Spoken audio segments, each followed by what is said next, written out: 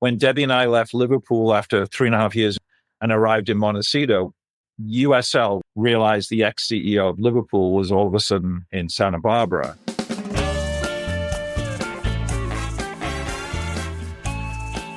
Welcome to the first episode of the Santa Barbara Effect. We are thrilled to be joined by Peter and Debbie Moore, now owners of the Santa Barbara Sky FC.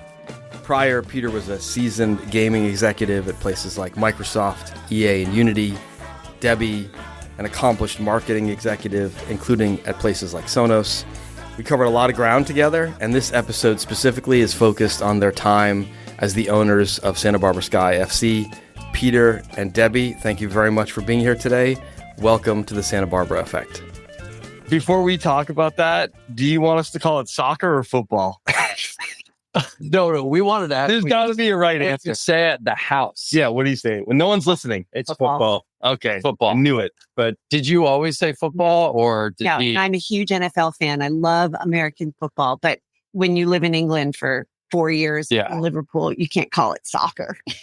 People don't like that over there. Well, it's just, they don't know what you're talking about. So you call it football. And you know what? I have so much respect for the game, having been so deeply immersed, not only in the sport, but the lifestyle, the culture. I mean, how deep meaning it has for people. It's respect. So it's football. You were a big influencer of getting Wrexham here to play in that European League match. There was a few different games on the West Coast in particular. Rewind. So Wrexham were here recently to play against Bournemouth. Why Bournemouth? Bill Foley owns Bournemouth. Bournemouth is a Premier League team. Wrexham were on a West Coast tour, the Rex Coast Tour, as they called it. UCSB, Kelly Barsky, who we all know is the athletic director, doing a brilliant job there. And I, because this goes to Santa Barbara Sky, will be playing at Harder Stadium. And the idea was, can we get Wrexham here to play? There's a lot of work needs to happen with the playing surface, whatever. But it happened. And they came, announced crowd of 13,500, probably more people than that. And it worked out really well. You were sold out within hours, right? It was all gone within 24 hours. Yeah. And look, a lot of people came from out of town. A lot of people came from Wrexham, believe it or not. I'm wondering. Really? And I'm seeing and listening to accents that I grew up with. That's where you're originally from, right? Born in Liverpool, grew up in Liverpool. My dad had a pub in Liverpool. My dad moved us when I was 10 in 1965 to Wrexham. Gotcha. That's where And you were in Wrexham until you moved to United States, United States. 1981. Yeah. But going back, when Debbie and I left Liverpool after 3.5 years and arrived in Montecito, USL, which is the league that sits below MLS, realized the ex-CEO of Liverpool was all of a sudden in Santa Barbara. They had been trying rather unsuccessfully for about 1.5 years to establish a foothold here to get a professional team in Santa Barbara. Reached out to me October of 2021, met them at the Hilton on the waterfront. And I said, infamously, I'll be an engaged minority owner. And off we go. A few months gets into it. I said, I got to jump in here with both feet and sort this thing out and get it going, because it's the only way. You can only do so much with volunteers and well-meaning people and people who sit on the periphery. Very long story, cut amazingly short. We spent about 6 months trying to work with Santa Barbara City College. Did not work out for a lot of reasons. Immediately moved to conversations with Kelly Barsky, who at that time was the interim athletic director for UCSB, was brilliant. And we wouldn't be here today where we are without Kelly having the doggedness and stubbornness to fight her way through the UC system and to do something that's never happened here, which is to bring in onto the Isla Vista campus a third-party tenant that will come in and have the stadium for use for not a gaucho team. Demographics. So going from SBCC on the water to UCSB, Isla Vista, they've won a national championship there. The demographics, the data has had to change quite a bit in terms of really going to go. No, I mean, look, let's talk about that. La Playa Stadium, beautiful location on the beach, a lot of control for the Coastal Commission. Not ideal as a soccer aficionado and purist for what I think the current American fan, who he or she is sophisticated. They know what they're looking at. They spend a lot of time watching world-class soccer on television. People fell in love prior to me with the location, but the practicality of La Playa as a professional soccer stadium did not work. Peter, can you expand on that point? What was it about La Playa Stadium at Santa Barbara City College that made it not ideal for a professional soccer club? La Playa artificial surface, football coach that refused to leave the football lines off, wanted the end zones, wanted the hash marks, wanted the football goalposts, track coach that did not want any structures on his track.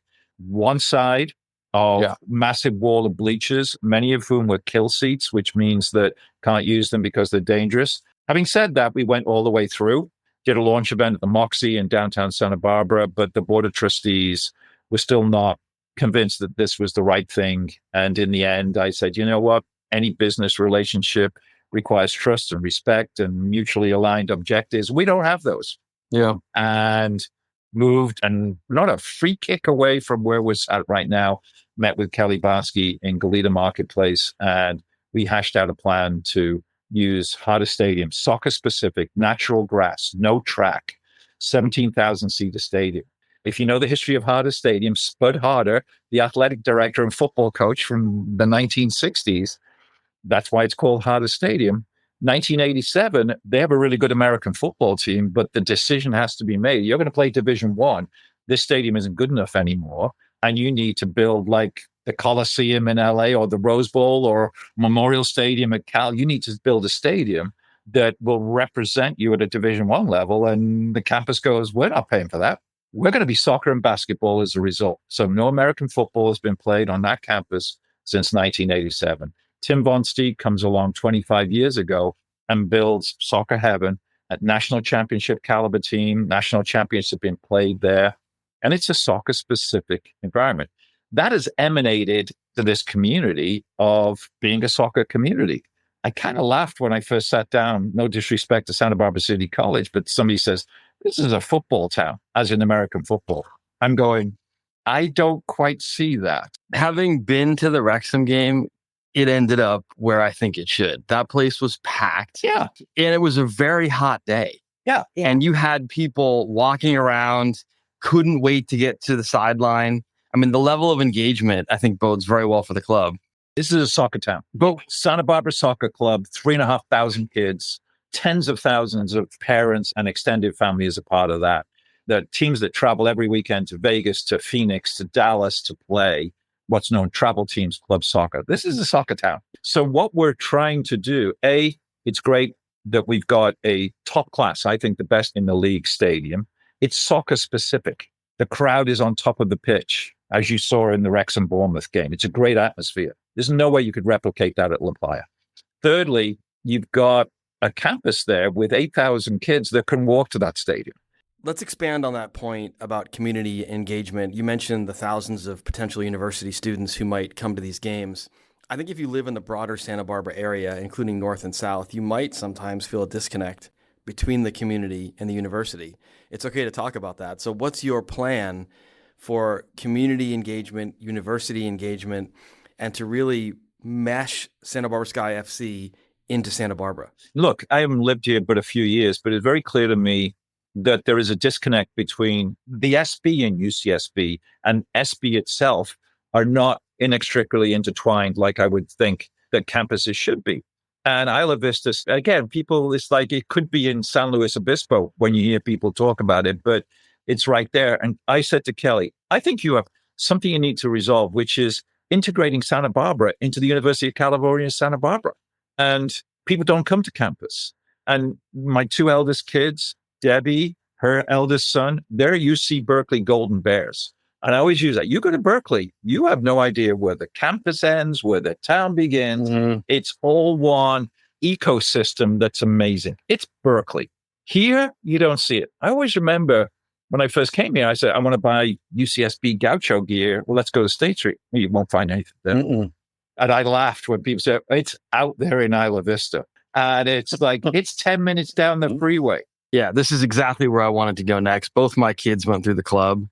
But you're right, by far the most expansive youth sports program with the most experienced coaches. Greg Wilson, who runs it, who's also one of the top assistants for UCSB. For Tim. Yeah, for Tim. Yeah. What are the plans to integrate Santa Barbara Sky FC into the broader youth soccer community in Santa Barbara?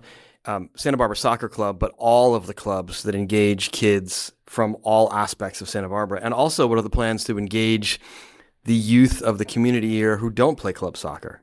Well, you get what we see is, and I'll call it a pseudo academy. And the thing that really compelled Debbie and I, you talk to kids, and when you first get here, and look, everybody, you'll talk soccer because we're going to watch soccer games at Dargan's or the Cruisery or wherever we happen to be. And then you talk to kids at Santa Barbara Soccer Club and you go, what's your plan? I mean, as a kid, I'm growing up on the streets of Liverpool in the 50s. I'm going to play for Liverpool, as do millions of kids. You talk to the kids in Santa Barbara, I want to play for LAFC. I go, wait a second. And it's like, well, I can't, there's no team in Santa Barbara.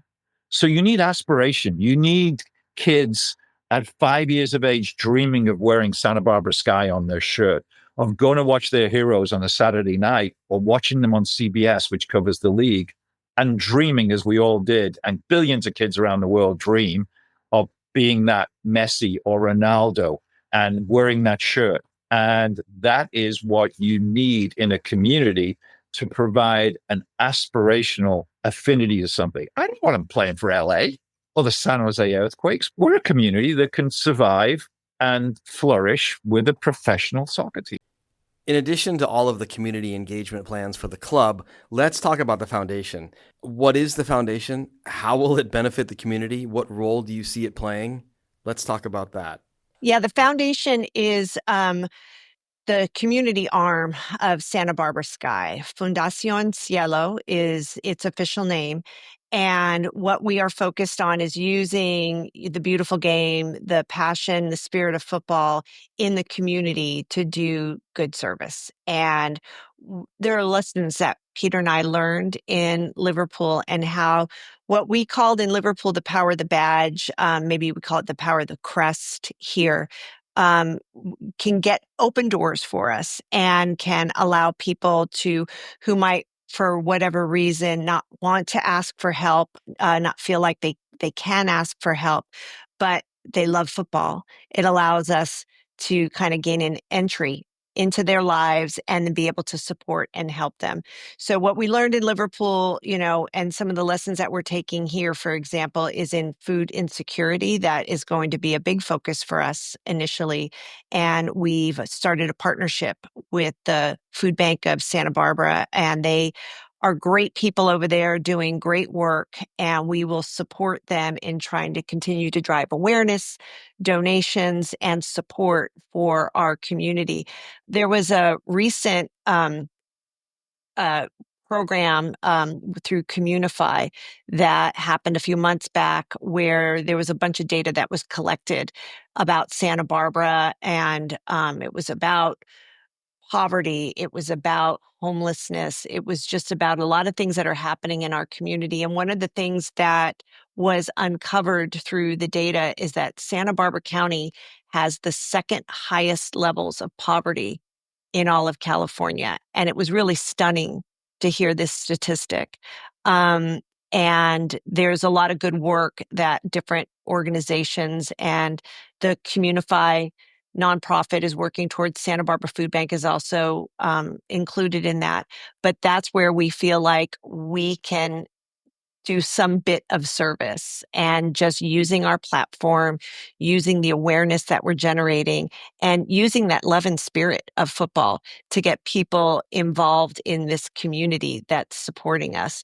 That's what our foundation is really about. And at least initially, that will be our focus. Once the team gets up and running, we're going to be doing a lot more things in the community, with schools, getting deeper into the Hispanic communities, with seniors. But at least right now, in the beginning, we're focusing on food insecurity. When your season starts in March of 2026 with USL, how can Santa Barbara Sky FC fans watch the games? Well, we're really excited about our Harder Stadium agreement. We've got a multi-year agreement for our home games on the campus of UCSB at Harder Stadium. But when the team is playing away, we have national, in fact, global TV coverage through CBS Sports, Paramount Plus for streaming, and ESPN Plus. So, and we will also be arranging watch parties throughout the city so that fans can gather and see away games in the Midwest and the East Coast. So you won't be able to miss a game. The other thing I will tell you is we're very close to coming to an agreement with a local broadcaster to broadcast all games on local broadcasts, which is our prerogative as part of our media deal with USL. So no reason to miss a single Santa Barbara Sky FC game. Anything else that you want to add for our listeners that they should know about either Sky FC or the foundation? Well, I think that as an update to the amount of community support we're getting, we're now at over 1,300 season ticket deposits. We're working diligently with UCSB to be able to allocate all of the seats, figure out the tiers of seating, the hospitality offerings, which we're hoping to make. So the outpouring of support over the last few months has been amazing. A lot of it to do, I think, with us stepping up to championship level from the previous 2 years where we were operating that we were going to go into League One. And I think the interest as well in recent weeks of the announcement of USL for promotion and relegation. And for those of you that have never turned on Welcome to Wrexham or have any understanding of what that means we, if we're successful, can step up to the next division. And we don't think about it in these terms, but if we're not successful, we get sent down to the division below us. And this is indicative of just about every professional sports league, or certainly soccer league elsewhere in the world. USL has stepped out, been courageous, and is embracing the drama and the thrill of victory and the tragedy of being sent down, which all of us grew up with around the world with the leagues that we have followed and the clubs that we followed. That's coming to American sports, and I think that interest and a lack of dead rubber games towards the end of the season. Every game will mean something. Every match has meaning. This is what we're seeing. And it's a sophisticated soccer community in Santa Barbara, and they're embracing this latest development and cheering us on for promotion and hoping to goodness that we don't get relegated. And the only thing I will add onto that, Josh, is, this is such an exciting time in our community and in getting this amazing professional team on board. And we're so excited to be able to have this foundational arm that, piggybacks on the beautiful game and helps everybody, like we say, reach for the sky. So we look forward to kicking our first ball and really appreciate you having us here and shining a light on the good work that we're doing in this community. This is Josh Narva. Along with my co-host Rob Gross, we'd like to thank all of the people who helped make this podcast a reality. This episode was edited and produced by Rachel DePass. We'd like to thank Sophia Gaines for her creative input and Conrad Kono for his original music. Check him out on Spotify or Apple Music. And speaking of music, this episode was recorded at the corporate offices of Sonos in Santa Barbara. Their mission is to fill homes with music and create immersive listening experiences. Learn more at sonos.com. Thank you for listening. For more information on the podcast overall and the next episode, follow us on social media.